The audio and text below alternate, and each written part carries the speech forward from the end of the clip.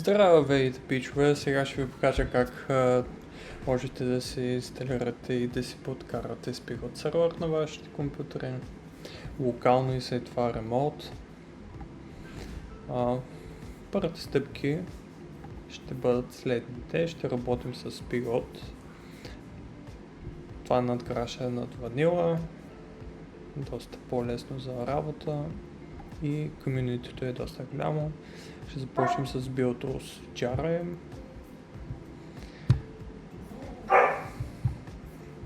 Необходимо е да имате предварително инсталирана Java на вашия компютър и спрямо версията на Minecraft може да ви се наложи да инсталирате по-нова версия на Java.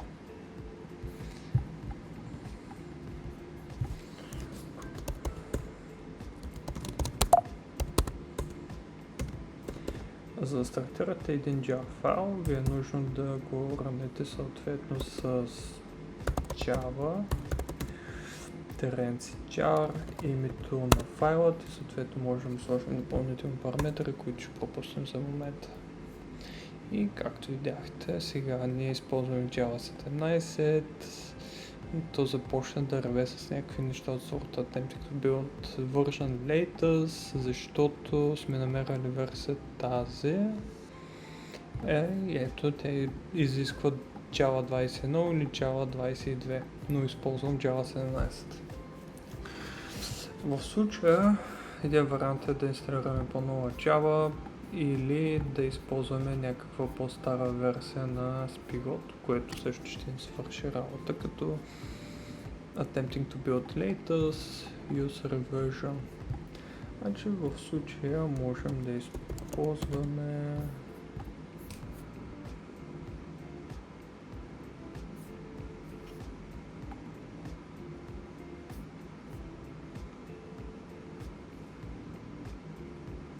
едно 24, беше по-старата версия на Minecraft сега. 1.26, Latest, надявам се, че използва същите ревижене.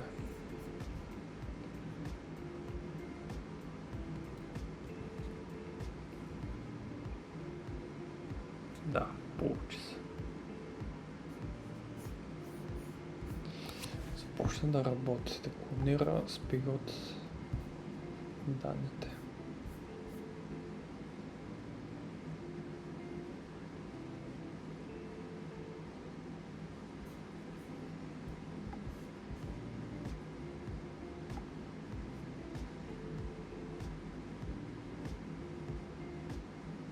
Билдата минава успешно.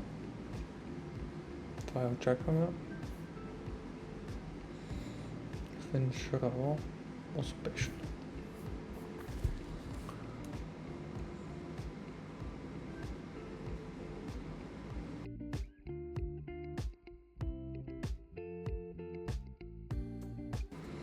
Забравях да спомня, че може да ви потребва и кит на вашия компютър, за да можете да си го дръпнете.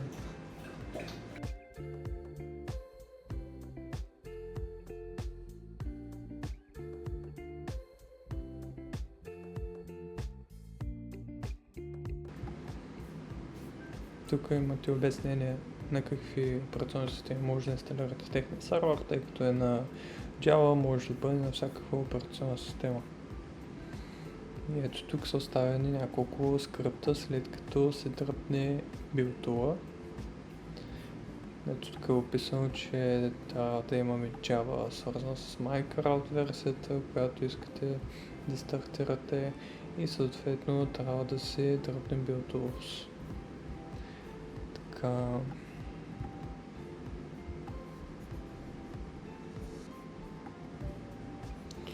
Обяснява, че Spigot и Packet сервер Jara се копира в нова директория извън вашия сервер. В скоби не е същата папка, както в BioTools. Така.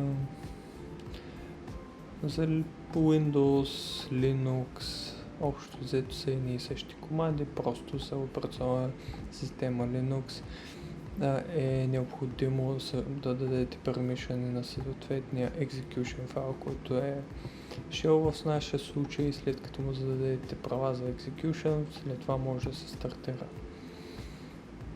Ние отиваме на Mac. На Mac е малко по-различно, с един ред команда промяна. Пак се задава права и след това драгваме съответния стартъп скрипт и магията ще се случи. Така, ние сме готови, необходимо е да се намерим съответно спигът. Така, грешката, която аз направих е да го клонирам директно в папка. Може би това, което ще направим, събавя нова папка Build Tools, която ще ръгнем ето тези неща.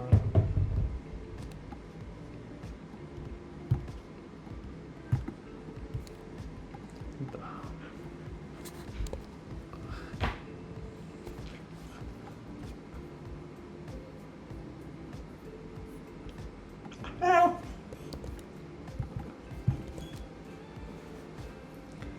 Copy-paste върши подходяща работа. Така, bucket, спигот, някаква папка work с някакви мапвания. Така, това не интересува, апачите и подобни работи. Така, влизаме в нашата директора, влизаме в спигот, това, което ни трябва в момента. Имаме и readme, това е файл с документация, който можем да го разгледаме с текст едитор. За да направим патч на нашия сървър, съответно стартираме по iPatches.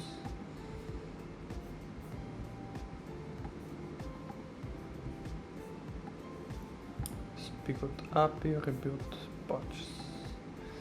Така, good.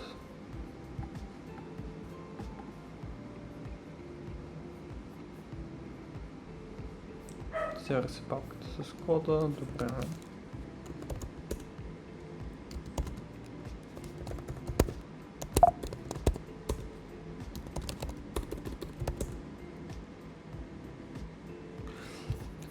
Това, което нас не интересува е точно Spigot 1.24, без да правяме нови пачове. Permission denied, затова използваме CH мода, за да му зададем права. В момента ще му зададем execution права. И ще опитаме отново да го стартираме.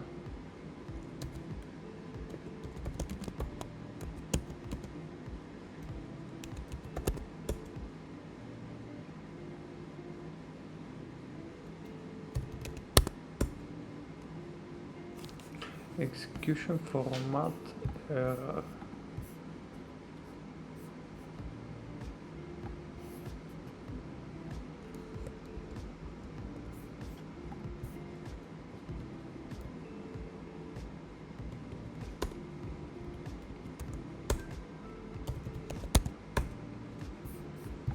Same shit.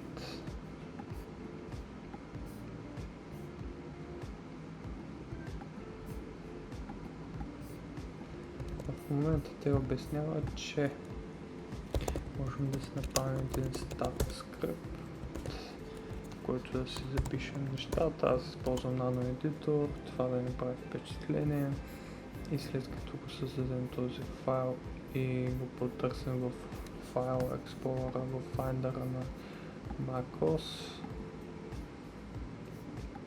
в тази директория обясняват, че можем лесно и просто да стартираме скрипта, като го drag and dropнем в терминала.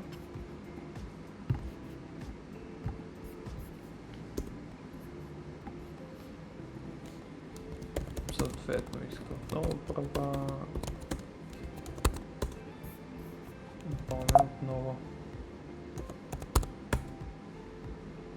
Enable to access. Така. Това, което е грешката по нас, че стартираме с pilot jar, а ние съответно имаме с pilot rent да 1.20.4. Сега записваме и стартираме. Invalid initial heap size.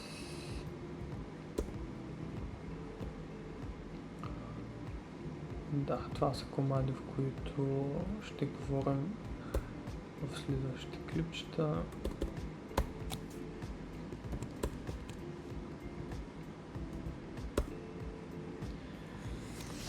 Успяхме да го стартираме.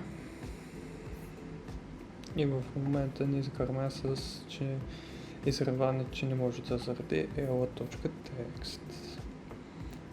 Няма никакъв проблем. Ще ви обясня защо.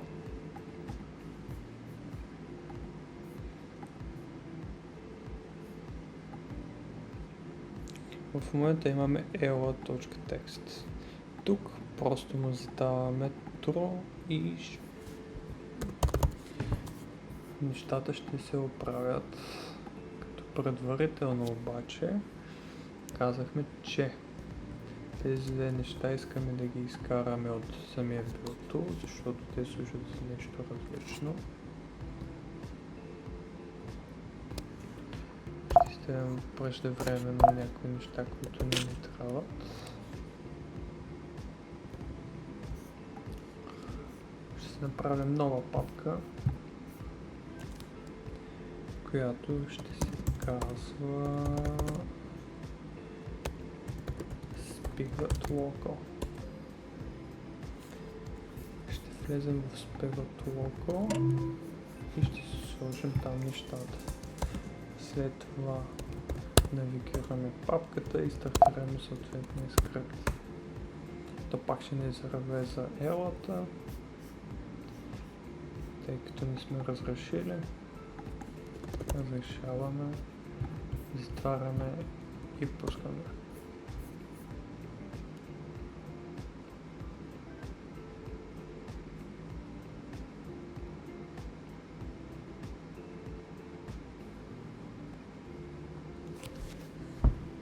В момента нашия сервер преперва спан ерията. Всички модули изглеждат заредени, щом стигам до тези проценти и вуаля. Нещата се случиха за 21 секунди. Сега излязаха ни няколко файла, User Cache, Whitelist и Server Properties. Това е едно или по-скоро най-важният в момента файл, с който ще работим. Ще използваме текст едитора, за да ни е по-лесно. Може би трябва да увелича фонт сайза, но не се случи сега. Онлайн мод. Какво означава онлайн мод? Дали нашия сервер ще бъде с един вид с платената версия или ще могат и играчи, които се скаркнат Minecraft Launcher да достъпват нашия сервер. В случая ние сме True. Тъй като сме газари, тук имаме мод едита, които да ще говорим по-нататък. Нашият порт, това е AirCom порт. Не интересува кое е порт 25565 Basic порта на Minecraft и сервер порта дефолтен пак 25565. Така. Тук обаче имаме сервер IP. По дефолт, за да работим локално и да можем да се конектим локално, слагаме 127.0.0.1 или localhost. Който се изберете и двете са loopback към машината ни. Така. Нещата изглеждат добре, но веднага, щом променим нещо по Server Properties, ние трябва да затворим, да спираме сервера с Ctrl и C.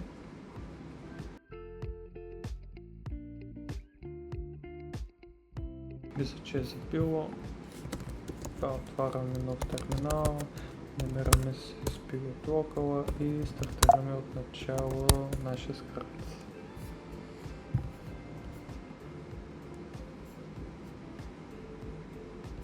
already locked.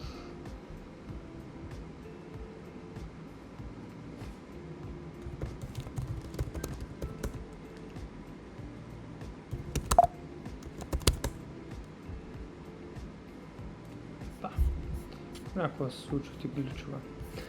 Спахме го принудително. Продължаваме напред.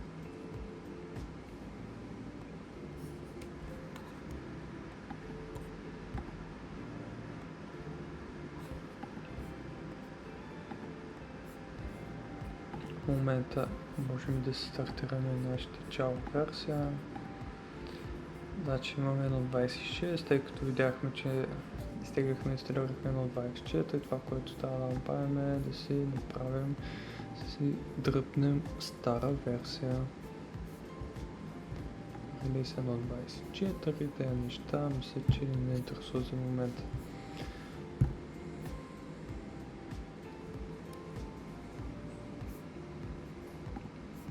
Така, нашият сервер е стартиран успешно.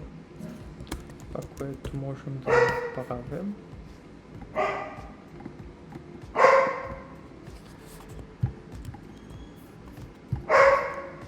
отворим нов терминал и да пингнем съответно, да му сложим телнет 127.0.0.1 с нашия порт е 5565. Съответно телнет команда няма на macOS, трябва да гледаме нещо допълнително.